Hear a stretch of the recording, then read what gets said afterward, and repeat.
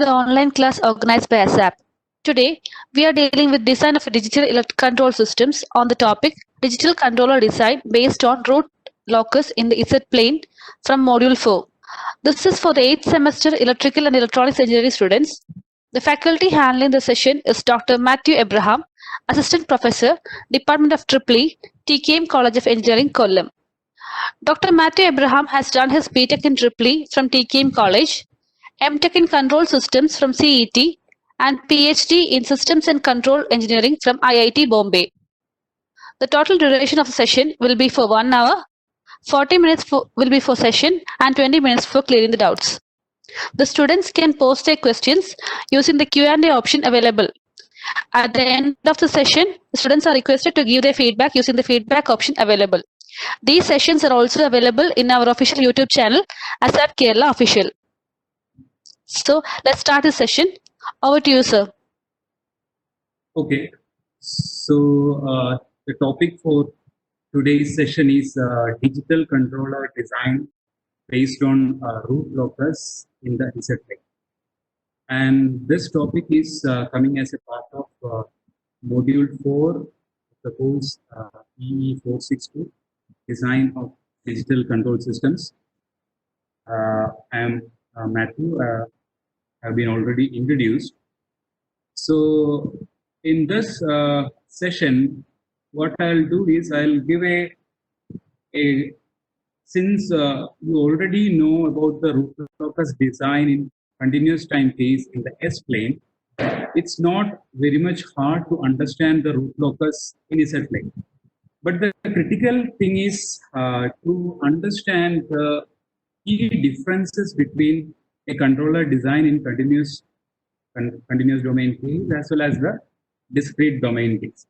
So in this session, first I'll introduce the basic concept of a digital controller, how digital controller is being designed, what are the different approaches. Then I'll move to the root locus design of digital controller in Z plane. Okay. So now I'm in the second slide. So digital controller and introduction. So the figure that is drawn above, I hope you can see the figure. It's about the feedback, the very normal feedback control system that you have been seeing for maybe last 2 years. So here G of S represents the continuous time plan. G of S is the continuous time plan, and U of T is the control input to the continuous time plan, and Y of T is the output of the continuous time plan.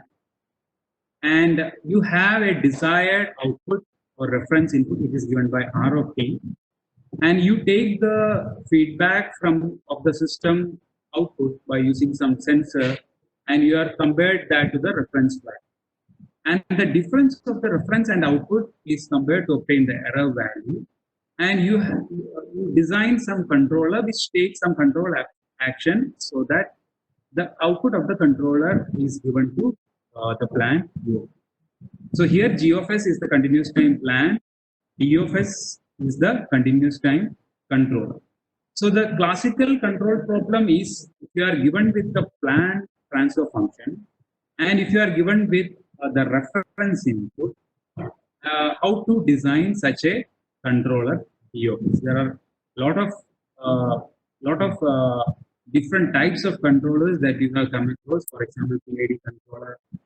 If you come to a little more advanced, you have sliding controller, modal predictive controller, and there are a lot of different control design approaches that are available for the continuous time case. So here you note that here everything is in continuous time domain or in frequency equivalent, everything is in S domain. Okay, so but the problem is that nowadays nobody is using analog controllers to implement the control. So nowadays everybody is going for some digital form of controller to implement this controller. So in the classical one or in the analog case, you must be able to implement the controller in some analog. Maybe if you are using PID controller, you need to use some circuit which implement the PID. For example, you can use op-amp circuits, or uh, if you are implementing some other analog controller, you need some analog devices to implement the controller, because you are giving input, the error input, as a function of time, and you must be able to obtain the output of the controller also as a function of time. So it's an infinitely the samples or the value should be available infinitely. But we know that nowadays the controller is digital. You cannot give some signal which is infinite over time, and hence you need to use some uh, digital controller which can be represented by using D of Z. Hope you know this, because you might have already studied about the pulse transfer function in module 2 of this course. So I'm hoping that you already know about pulse transfer function, which is basically uh, the form in which give uh, you can give digital input and you can obtain digital output. So if the digital controller is available in pulse transfer function, then you can implement that in a digital controller. So if you look at digital controller D of Z like this, it can take in E of K, where K is sampling instances, or it depends upon the sampling period of the period of the processor. So it takes in signals at those periods and outputs the signals at that particular period, or in digital. So it takes in digital input and takes out digital output. So that is how you can implement a digital control. Now the question is, now you have the plant which is continuous time case, or which is in continuous time domain, but the controller is digital, or it's in discrete time domain. Now, how can you interface these two? Because these are two different domains. One is in continuous time domain. The controller is now in digital domain, or in Z domain. So, in order to interface these two, the continuous time plan and the discrete time controller, you need to have some devices in between these. That means from the digital controller to the continuous time plan, you need to have some digital to analog conversion devices, like maybe hold devices are examples, zero hold and first order hold. Similarly, from continuous time domain back to digital time domain, you need to have some ADC, maybe some sampling and quantization.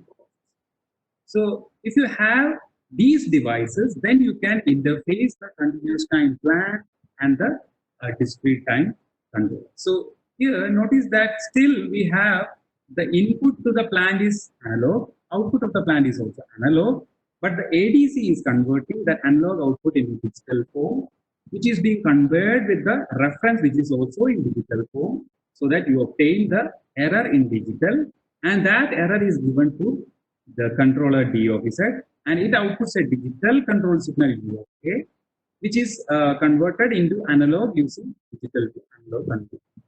Okay, so that is about digital control. So the problem, I'll just restate the problem. So the problem is, if you are given with the continuous time plan, remember the plan is it's generally continuous time. So if you are given with continuous time plan, and if you know the sampling period and the hold device, which is the whole device that you are using, how to design such a digital controller is the problem in designing digital controller. So I'll just repeat it once again. If you are given with the continuous time plan GFS and sampling period capital T, and if you know the type of whole device that you are using, how to design a digital controller DFS. So there are mainly two approaches in designing this digital controller. First approach is called as design by emulation. So this is a straightforward approach. So I'll just go back to the previous slide. If looking from here, what you can observe is, you know how to design DFS, because there are lot of expertise in designing DFS. Suppose you are given with a continuous time plan, you know how to design D of S. So the natural question is, why can't you build a digital equivalent of D of S? So what is the form of D of S when you discretize it? Or if you find an equivalent discrete of D of S, what it will do? So that is basically designed by emulation. Use the expertise in designing the analog controller. So first you design the controller in analog domain or in continuous domain itself. Then you discretize to obtain the discrete controller. So there are different discretization methods available. I'll just mention some of those. The discretization methods are impulse invariant method, zero order hold equivalent method, first order hold equivalent method, bilinear transformation method. Then there are different methods like this to obtain the discrete equivalent of the continuous time plan. So this is one approach, but this approach is not a standard approach because this approach may not work in all cases. Because if the sampling period is high, it's difficult to obtain a discrete equivalent of the continuous time. It cannot completely replace the continuous time controller if the sampling period is high. But if the sampling period is very low, that means if you are sampling at very high speed, then sometimes this controller may work. But this is not a standard.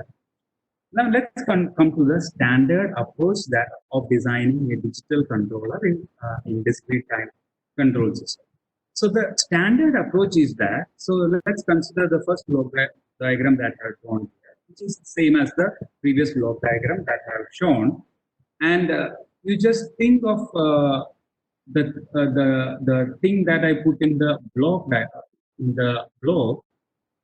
Here G of S is the continuous time plan, and let's consider that I'm using a zero order hold circuit as the digital to analog conversion device, and I'm sampling at sampling period T. And if you consider the blocks that I have put in this box, and I'm just redrawing that once again. So you can see the zero order hold here. You can see the continuous time plan here, and you can see the sampler. And input to zero order hold is the discrete signal U of K, and output of the sampler is the discrete signal Y of K. So I am redrawing that box once again, and I am putting that as the pulse transfer function G of Z with inputs same as that of the earlier one U of K. Output is Y of K. So if you look at G of Z, it takes in discrete values of input and it outputs discrete values. That means you can represent this system by using a pulse transfer. That means you can represent this whole block, these three elements, zero order hold, the continuous time plan, and the sampler can be represented by using a pulse transfer function. So if I replace this whole box by just G of Z, then you obtain the block diagram that I have shown in the last. So you have G of Z. What is G of Z? G of Z is basically the discrete equivalent of the continuous time plan with some, in this case, with zero order hold and sampling period capital T.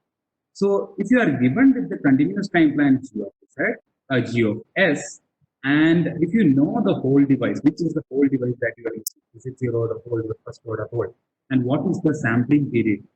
So if you know these three, you can find an equivalent discrete system. So you are basically discretizing the system and you are obtaining G of Z.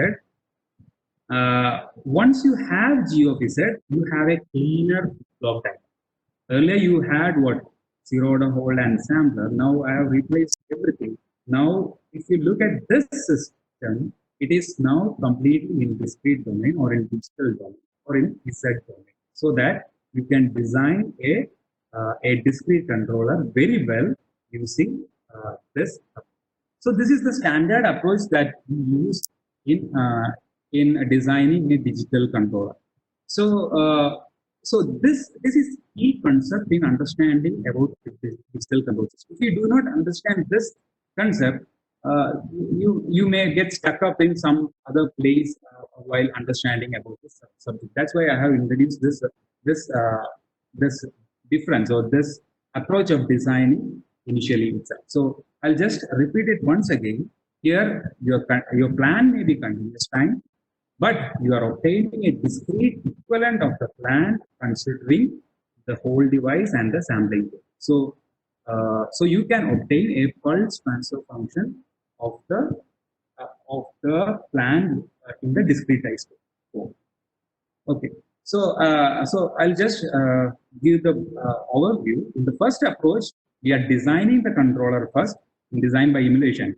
So we are designing the controller in continuous time domain itself, and then we are discretizing the controller alone.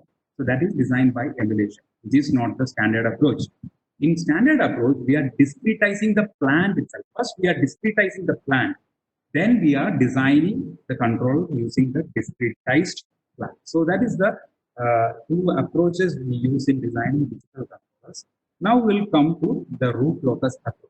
So root locus is just one approach in designing the control. So since you know the root locus design in continuous time case, these things are familiar to you. So I'll brush it up once again. So root locus is basically, it's the locus of closed loop poles as gain K is varied from 0 to infinity. I'll elaborate on that. So I'll just repeat it. What is root locus? So root locus is nothing but it's the locus of, or it's a points, or it's a set of points of closed loop poles as you vary the gain K from 0 to infinity. So I'll introduce what is K, what is closed loop poles, and what is root locus in Z domain. Okay, so root locus based controller design in continuous time case can be extended to discrete time case. Why? Because the structure of the problem in standard form. So in the standard form, we have we came up, or we bring our problem into complete discrete domain, which is having the form which is exactly same as the continuous time case. Now everything is in digital. That's the only difference. So the root locus based control design in continuous time case can be extended to digital case as well.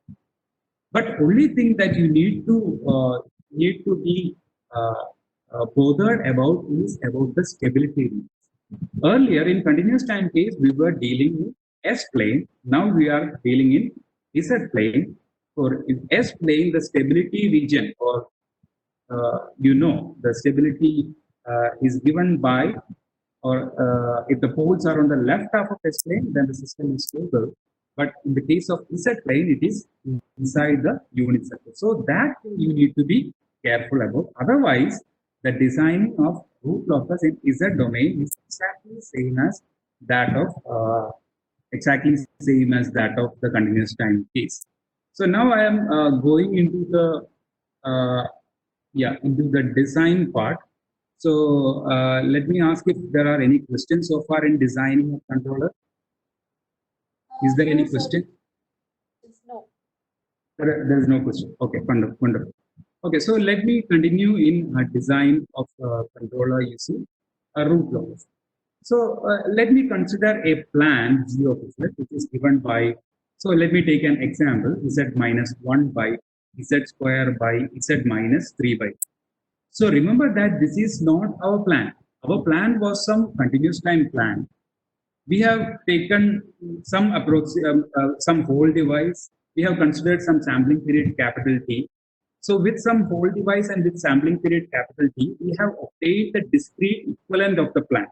And now we are using that particular discrete equivalent of the plan to design the controller. Okay. So this plan, it's not directly the plan. So understand that this is the discrete equivalent of the plan. Okay. So let's consider this plan. You can see that there is a 0 at Z equal to 1. There are 3 poles in total. I'm talking about poles of the plan. So now on plan means discretized plan. So there are 2 poles at origin, since there is Z square. There is 1 pole at Z equal to plus 3 by 2. So this is about the discretized plan G of Z. Now I am considering a controller. So in root locus design, this is one of the drawback of root locus design. in root locus design, we must be able to fix or we must be able to specify what is the control structure that I am using. So in root locus, as I have said previously, you are only able to vary the gain k. You are not allowed to vary the structure of the controller. So you are only allowed to vary the controller gain k. So you must be able to fix the type of controller that you are going to use in root locus design approach. So let's say that I am using an integral controller. So D of Z is the digital controller.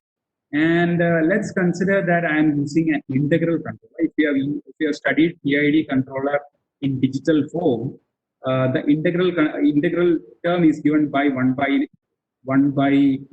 minus z inverse, which is given by z minus 1. So this is the structure of an integral controller. So I am taking an example. It can be any controller. Okay, for sake of understanding only, I am taking an example. I am considering a plan, discretized plan, which is D of Z. I am considering an integral controller D of Z of the form capital K, which is the gain, which we are going to do using root locus. And the structure of the controller is Z by Z minus 1. And if you look at the controller, it has a 0 at the origin, Z equal to 0. There is a pole at Z equal to 1. Okay. And the remaining things, I hope it's clear. Y of k is the output, and you are comparing with the reference R of k, and you are obtaining the error E of k, which is given to the controller, and controller outputs the control signal to the plant. Okay. So let's move ahead. As I said, in root locus, you are only allowed to vary the gain capital. You must be able to fix the structure of the controller. So what you can do is you can separate out this A from this controller block, and you can include the rest of the thing along with the plant. So if you include the rest of the part, means Z by Z minus 1 to the plan, you can see that Z minus 1 and Z minus 1 get cancelled out. One Z in this controller gets cancelled out with one Z in the plan. The remaining plan will be, it will be what? 1 by Z into Z minus 3 by. So you can incorporate the structure of the controller along with the plan and separate out the gain which you can vary in root. So what I did here is, hope it is clear. Now I have separated out the gain A, and I have included or incorporated the controller along with the discrete plan. So I am denoting it by G bar Z. So G bar Z is different from G of Z. I hope it is clear. G bar Z is G of Z along with the controller part, with the gain separated out. Okay. So G bar Z now it becomes 1 by Z into Z minus 3 by 2. So it has only one pole at origin, and there is another pole at 3 by 2. The other things get cancelled out because we have incorporated the structure of the controller along with the planned G of Z. So now we have obtained G bar Z. So now on we will be working with G bar Z in order to plot the root locus and so on. Okay, so I hope so far it is clear. Now we'll see what is the open loop transfer function, or what is the open loop transfer gain. So open loop transfer function is basically the transfer function of the open loop structure without the feedback. So open loop transfer function is Y of Z by E of Z, which is given by, it is basically the multiplication of these two, the controller gain K and G bar Z. So G bar Z is what? G bar Z is G of Z times the structure of controller. Okay. So the open loop transfer function is A into G bar Z, which is nothing but A by Z into Z minus 3 by 2. So from this, you can see that the open loop poles are at Z equal to 0 and Z is equal to plus 3 by 2.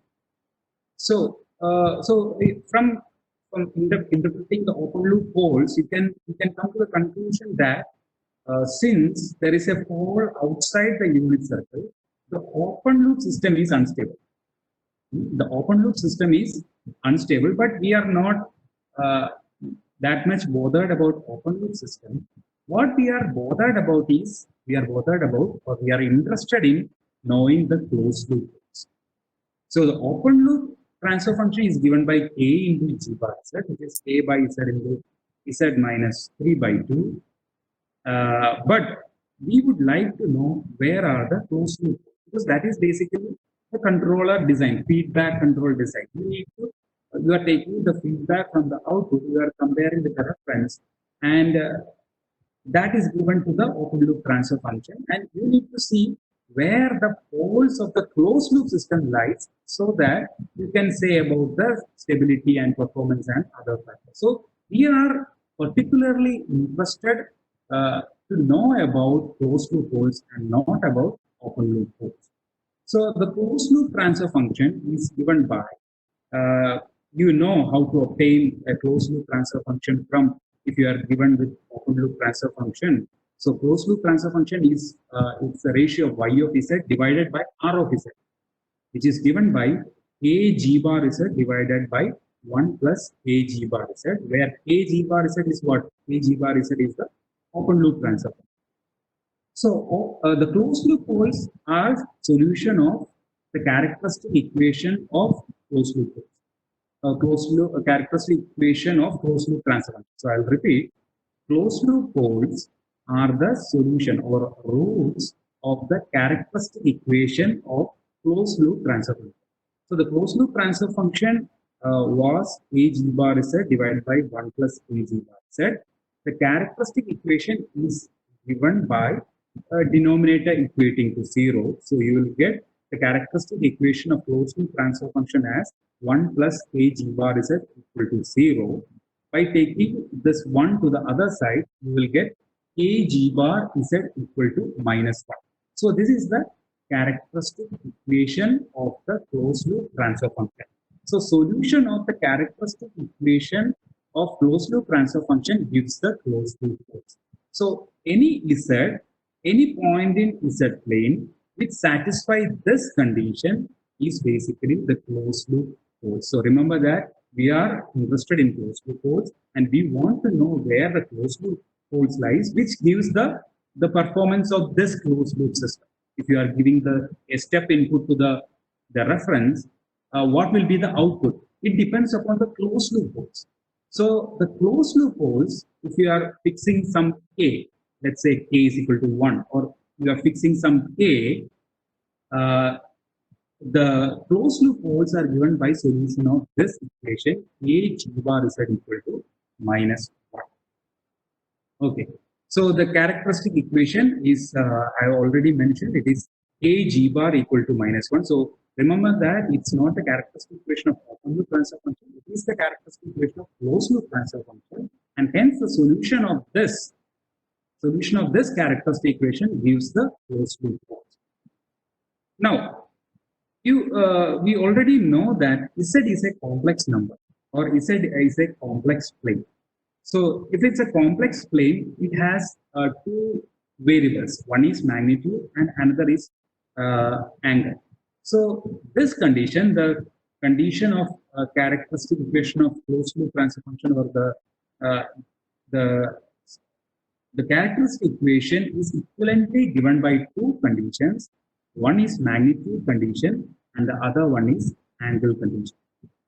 So, any Z that satisfies the magnitude and angle condition satisfies the characteristic equation of closed loop transfer function, and such an Z is a closed loop pole. Okay. So, what is this magnitude and angle condition? It's very evident, because since Z is a complex number, it can take complex values. So a g bar z equal to minus 1 means, suppose you are considering an Z plane like this, minus 1 is a point somewhere over on the real axis towards the left side, right? So what is the magnitude? The magnitude at this point is equal to, since it is a g bar z equal to minus 1, the magnitude is 1. And what about the angle? The angle can be either plus 180 or minus 180 degree, because it denotes the the minus 1 point in the Z plane.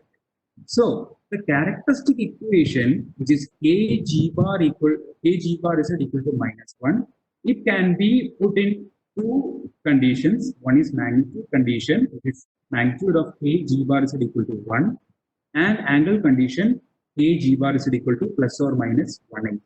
So if there is any z, or if there is any point in z plane which satisfy these two conditions, okay, so if there is any point in z plane for a given g bar z and for given g, if there is given k, if there is any point in z plane which satisfies the magnitude condition and the angle condition, is a solution of the characteristic equation, or is a closed loop code.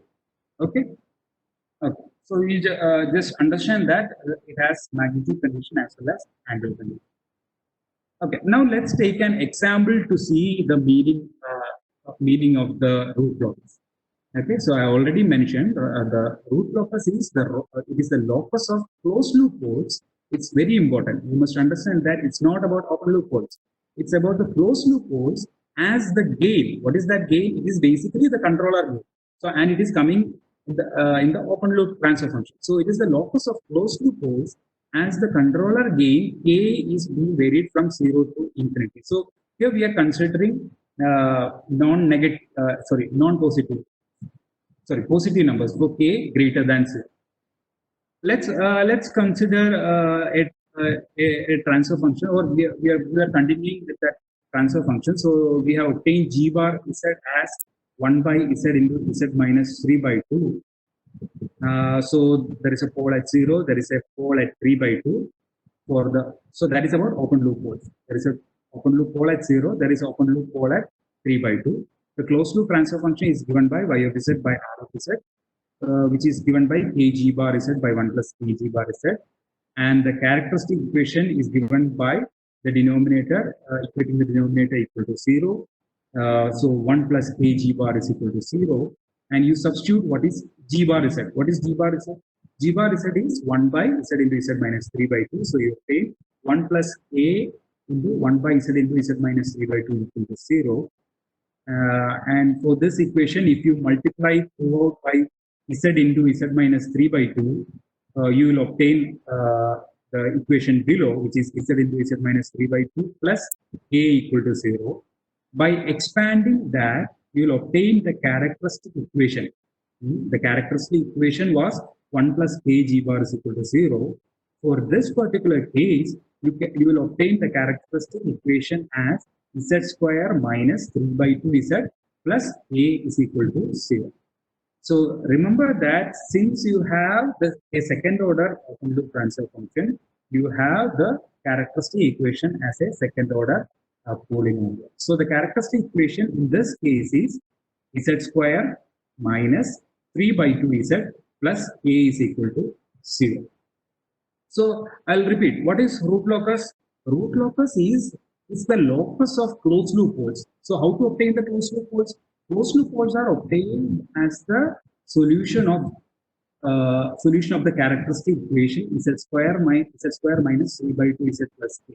So root locus is the locus of closed loop poles which can be obtained from the solution of characteristic equation as k. So as this capital K is varied from 0 to infinity. So if this capital K is varied from 0 to infinity, how will the solution of this equation, solution of characteristic equation moves, or what are the values does this characteristic equation take if this capital K, which is basically the controller gain, is varied from 0 to infinity. So we'll do for this problem, we'll do it by putting different values of K for the moment, and in the next problem that I am discussing, I'll show how to plot root locus directly. Okay. So I hope you understood what is root locus. So root locus is basically it's the locus of closed loop poles, which can be obtained from the solution of characteristic equation. So it's a locus of closed loop poles as the controller gain K is varied from 0 to infinity, so that you can identify for what values of A you can design such a controller. Okay, now let's put the first value, let's put for the moment, let's put A is equal to 0. So when A is equal to 0, the equation becomes, the characteristic equation becomes z square minus 3 by 2 z plus 0 is equal to 0. That means here I am putting A is equal to 0. The solution of this is, what is the solution of this? We can take z outside. So this equation will be z into z minus 3 by 2. So the roots are, the two roots are z1 equal to 0 and the second root is z2 is equal to 3 by 2.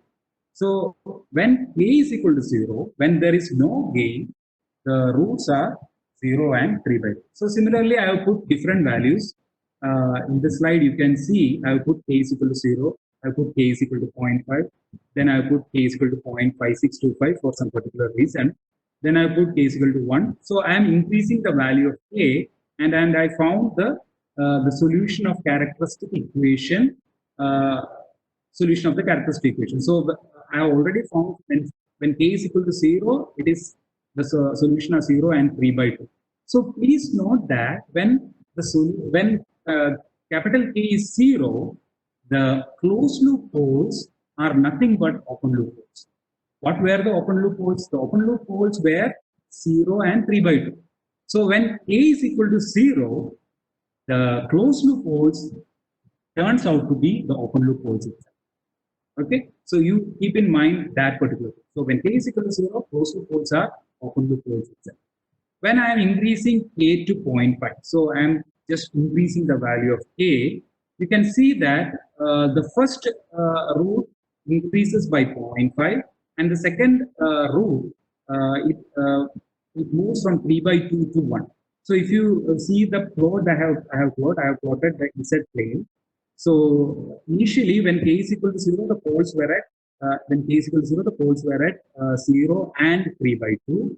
Now I am increasing the gain to 0.5 so that the poles become 0.5 and 1. So this pole moves to this 0.5 location and the pole from 3 by 2 moves to the location Z equal to 1. Okay. So when I increase the gain, these two poles starts to move towards the center. Okay, and when I further increase the value of K to 0.5625, you can see that both the values are same point. So Z1 and Z2 are at 0.75. So it corresponds to somewhere over here. I hope you can see. It further increases from 0.5 to 0.75 and another root reduces from 1 to 0.75. So both the root reaches at same point when gain K is equal to 0.5625. You will see later that this point is called as breakaway point. I hope you know these things. So at breakaway point, both the roots are having same location. Now, if you further increase, what will happen to the closed loop poles? You can see that when you increase the gain from 0.5625 to 1, one of the pole moves upward and another pole moves downward. If you further increase the gain, it will go further up and another pole will go further down. So when K is equal to 1, one of the pole moves upward and another pole moves downwards. When you increase K further, it goes further up and another pole goes further down. So this is basically root locus. When the controller gain K is being varied from 0 to infinity, I'm starting from 0 and I am increasing the value of K. What is the location of closed loop poles? So you observe one thing. So observe, I already mentioned that when K is equal to 0, the open loop, the closed loop poles are at open loop poles. So that is number one observation. When K is equal to 0, the closed loop poles are nothing but open loop poles. That means the root locus branch, so these are called branches. So root locus branch starts from open loop poles. And number of branches of root locus is equal to, from this example, you can see that it is equal to number of poles or number of open loop poles. Okay, so there are two observations. One is that when K is equal to 0, closed loop poles are open loop poles, or it starts from the open loop poles, and number of branches in root locus is equal to number of open loop poles. Okay. So now coming to stability. So we are particularly interested to know the stability of the system. We know that to be stable in Z plane, the closed loop pole need to be inside the unit circle. I have drawn the unit circle. So we need both the poles to be inside the unit circle for the closed loop system to be stable. So can you tell me for what values of gain K will the closed loop pole remain inside the unit circle? So when K is equal to 0, you can see that when K is equal to 0, one pole is inside the unit circle, but another pole is not inside the unit circle. So K is equal to 0 is not a stable point for closed loop system. But when you increase the value of K, at K is equal to 0.5, both the poles are inside the unit circle. So when K is equal to 0.5, both the poles are inside the unit circle, and hence it is stable. When you further increase, then it is also inside the unit circle. And when K is equal to 1, it reaches the boundary of unit circle again. And when you increase beyond 1, it goes outside the unit circle. So the range of values of K for stability in this case is 0.5 and 1. So the K can only take values between 0.5 and 1 for stability. If it is less than 0.5, one of the pole is outside the unit circle. If it is greater than 1, then both the poles are outside the unit circle. And hence for stability, you need the gain to be between 0.5 and 1. Okay, so the good news about root locus is that you don't need to do this operation of computing the gain every time. What root locus says is that you can plot the root locus, or what is root locus? It is the locus of closed loop poles as gain K is varied from 0 to infinity by just having the information of open loop transfer function, in particular G bar Z. So if you just know G bar Z, you can plot the root locus. You can plot the behavior of closed loop poles. You can plot the behavior of closed loop pole as controller gain. Open loop gain K is varied from 0 to 1. So that is the best part of drawing root locus. You just need the information about the open loop transfer function G bar Z. Now let's see how we can draw that. There are certain rules. I'll just brief those rules. So the first rule, which is the zeroth rule, is something that you need to bear in mind. Those rules, as I have already mentioned, number of branches of root locus growth is equal to number of open loop poles. So what is open loop poles? Open loop poles are poles of G bar Z. So if you have G bar Z, you can get the open loop poles, and from that you can obtain the number of branches. And another thing is branches start at open loop poles and end in open loop zeros. This we haven't seen in the previous plot, but this you may know from the previous root locus knowledge, that branches start from open loop poles and end in open loop zeros. If there are not enough finite zeros, consider zeros at infinity. So in the case that we have considered, there are 2 poles and there are no open loop zeros. So we consider that there are 2 poles at infinity, and that's why those 2 branches are going to infinity. Okay, so another thing that you need to keep in mind is that the root locus is symmetric about the real axis. It will be always symmetric about the real axis. So if you know how the root locus behave in one half, you can draw the symmetric and you can obtain the other half. Now, in order to draw the root locus, you need to identify the open loop poles and zeros, and you need to identify the root locus points in real axis. If there are odd number of poles and zeros in the real axis, it is a part of root locus. Otherwise, it is not.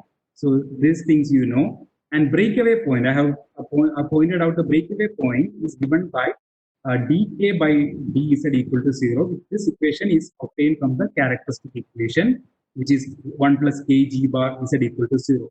So using that equation, you find what is k in terms of z, take the derivative dk by dz and equate to 0. You will obtain the breakaway point. And asymptotes are those branches which are going to infinity. Now, in order to compute the angles of asymptotes, you have this expression plus or minus 180 into q plus 1 by n minus 1. What is the number of asymptotes? So the asymptote is basically the branches which are going to infinity. In the case that we have considered how many branches are going to infinity, it is equal to number of poles minus number of zeros, which is n minus m. So number of asymptotes is equal to n minus m, and depending upon the number of asymptotes, you need to take the value of q. If there is only one branch going to infinity, you need to take only q is equal to 0. If there are two branches, you need to take q is equal to 0 and 1. So depending upon the number of branches going to infinity, you can find the angle of asymptote by using this expression. So in the previous case that we have considered, we have two branches going to infinity. So you need to take u is equal to 0. In the previous case, we have n minus m is equal to 2. So you will get the angle of asymptote as plus 90 and plus 270, I think.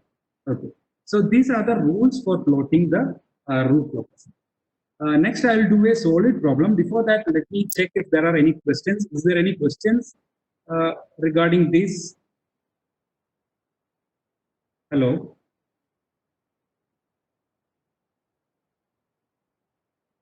Are there any questions so far? Yes, we have 3 questions. The first one Okay. is that what are the advantages and disadvantages of the control systems? Sorry, can you repeat? What are the? What are the merits and demerits of digital control systems? Okay. There are a lot of advantages. So I'm not taking much time to discuss that advantages right now. I'll just give a reference a textbook for that. There is a textbook by M. Gopal, Digital Control System. I think that's the name. So I'll just mention some of the advantages. One advantage is that you can design any type of controller. There is no limitation in the type of controller being implemented in digital controller. While in analog case, you need to have the circuits. You need to implement it in circuits. So you must be able to implement those circuits. So that is one major difference. There are a lot of other differences and advantages for digital control, which I am not going now. Any other question? Next question is, what is the relation of sampling interval with time constant of a system? What is the relation of? Sampling interval with time constant of a system. Okay, there is no direct relation between sampling interval and time constant of a continuous time system. I don't know exactly what you are asking about, but if you consider a first order system, it has some time constant capital T, and that time constant will remain as the time constant of that system. And there is no direct relation between sampling period and time constant of the system. Okay, so the next question is, how will we determine the maximum sampling duration possible for digital control system? Can you repeat the question? How will we determine the maximum sampling duration possible for digital control system? Okay, so there is one famous theorem, the sampling theorem, which gives you the sampling period. What is the period that you can choose for sampling can be obtained by using Shannon sampling theorem. Okay, sir. So you can continue. We have no more questions. Okay, thank you. Okay, fine. So these are the rules for plotting root locus. I have mentioned that. Now I'll do a concrete example to see how you can plot the root locus. Okay. Let's take the problem that I have shown in the figure. Consider a continuous time plan which is given by 1 by s plus 1. So this is a continuous time plan, which is a first order plan. And let's say that I'm using a zero order hold. If you have studied the transfer function of zero order hold, the transfer function of zero order hold is given by 1 minus e raised to minus ts by s. And suppose you are sampling the output signal at a sampling period of capital T. So somebody asked what is the relation. I don't see any relation between the time constant of this system and the sampling period T. It is completely independent. Okay, so you are sampling at capital T, and let's consider a integral controller itself with controller gain K, and the structure of controller is Z by Z minus 1. And the question is using root locus. So you need to plot the root locus, find the range of values of K, find the range of values of this capital K for which the closed loop system is stable if capital T is 0.5, capital T is equal to 1 second, and capital T is equal to 2 seconds. So here the question is if you are changing the sampling period. So initially you consider that you are sampling at 0.5 seconds, then you sample at 1 second, and then you sample at 2 seconds. Is there any change in the range of values of K? So root locus gives the range of values of K for the closed loop system to be stable, right? So for T is equal to 0.5, what is the range of values of K? So T is equal to 1 second and T is equal to 2 seconds. What are the range of values of K? I hope the question is clear. The system is a continuous time plan. We are using a zero order hold, and we are using a sampler which is sampling with time period capital T. And for different sampling period, what is the range of values of capital K for the closed loop system to be stable? Okay, so so this is what are the different steps in designing. The first step is you need to obtain the discretized model. So the continuous, the plan is in continuous time model. We cannot work on root locus with a continuous time model, but we need to discretize the continuous time plan. So, since we are using zero order hold as a hold device, we need to use zero order hold equivalence to obtain the discretized version of the continuous time plan. So 1 by s plus 1 is the continuous time plan. So using zero order hold equivalence, if you have studied that, you can obtain g of z as 1 minus z inverse times z transform of g of s by s. So g of s is the planned transfer function that is given. You divide it by s, g of s by s, take the z transform of g of s by s, multiply it with 1 minus z inverse, you will obtain the discrete equivalent or zero order hold equivalent of the continuous time plan. So using that, if you do some mathematical operations, and you will come up with the discrete equivalent of the continuous time plan as g of z as 1 minus e raised to minus t divided by z minus e raised to minus t. So I encourage you to work on this. It's not very easy. You need to find, you need to take the inverse Laplace transform first. Then you need to take the Z transform to obtain this. Okay, so it's not very easy, but you just work out to obtain the pulse transfer function or equivalent discrete of the plan. G of Z is 1 minus e raised to minus t divided by Z minus e raised to minus t. Now, including the controller, the open loop transfer function is A into G bar Z, or incorporating the controller. So A into Z by Z minus 1 is the integral controller that we consider. So multiplying it with G of Z, you obtain G bar Z as Z into 1 minus e raised to minus t divided by Z minus 1 into Z minus e raised to minus t. So this is G bar of Z. Now you are coupling or integrating both the discrete plan with the controller. So G bar Z is having a 0 at origin. There are two poles, one at Z equal to 1, and another pole, that's the interesting point. Another pole is at e raised to minus t. And that pole location depends on the sampling period. So there is the significance of sampling period. We know that root locus starts from the open loop poles. So here the open loop pole vary as per the sampling period. For t is equal to 0.5, the pole location will be e raised to minus 0.5. For t is equal to 1, the pole location will be e raised to 1, e raised to minus 1. For t is equal to 2 seconds, the pole location will be e raised to minus 2. So the pole location varies. Okay, so this is the block diagram.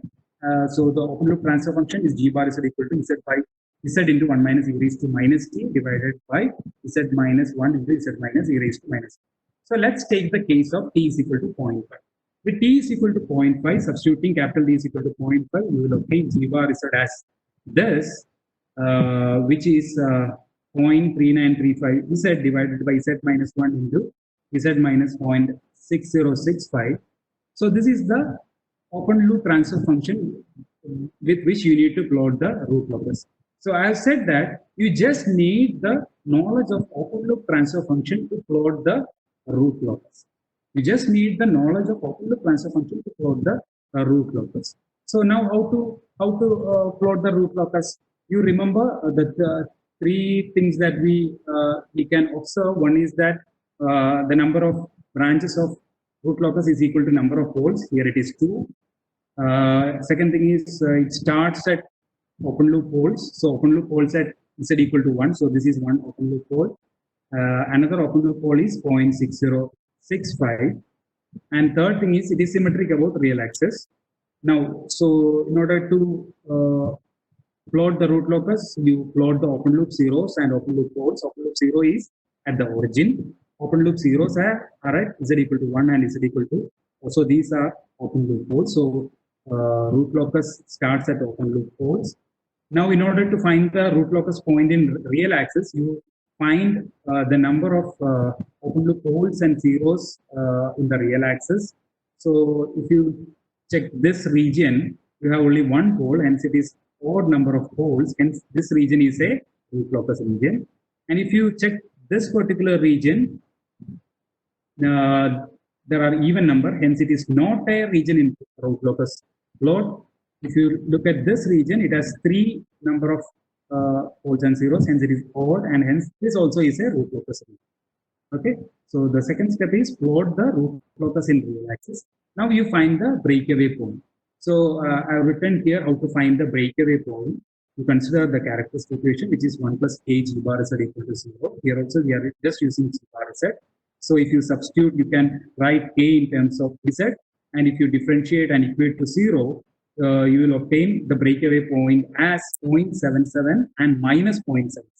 So by observation, you can see that 0.77 is the breakaway point, and minus 0.77 is the break-in point.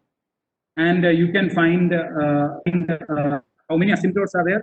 The number of poles minus number of 0 is 1. So there is one asymptote, and if you find the angle, it will be minus 180.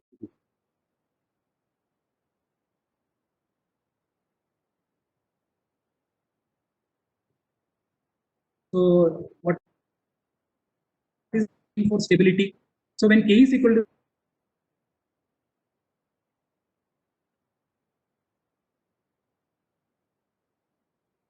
left half or some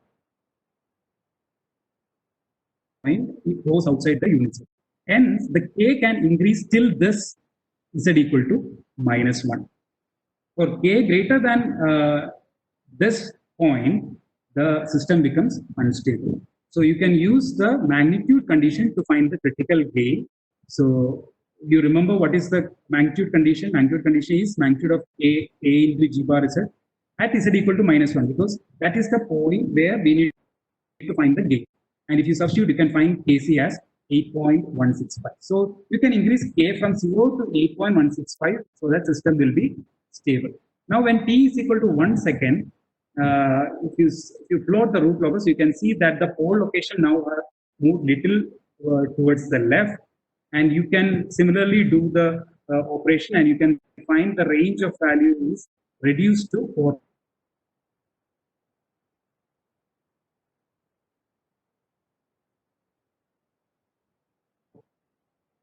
Further reduced to 2.62. So you can plot the root locus and see how the gain k is being varied. So as a summary, I can say that as a sampling range of value of k for which you can design a stable closed loop system reduces. That is obvious, right? So if the sampling period increases, the range of value of k reduces. Or if the sampling period is less, you will have more range of k for which the system is stable. So this is about a root locus and how to design a digital controller in a root locus. So in root locus design, the key thing is that you must be able to specify the type of controller that you are going to use.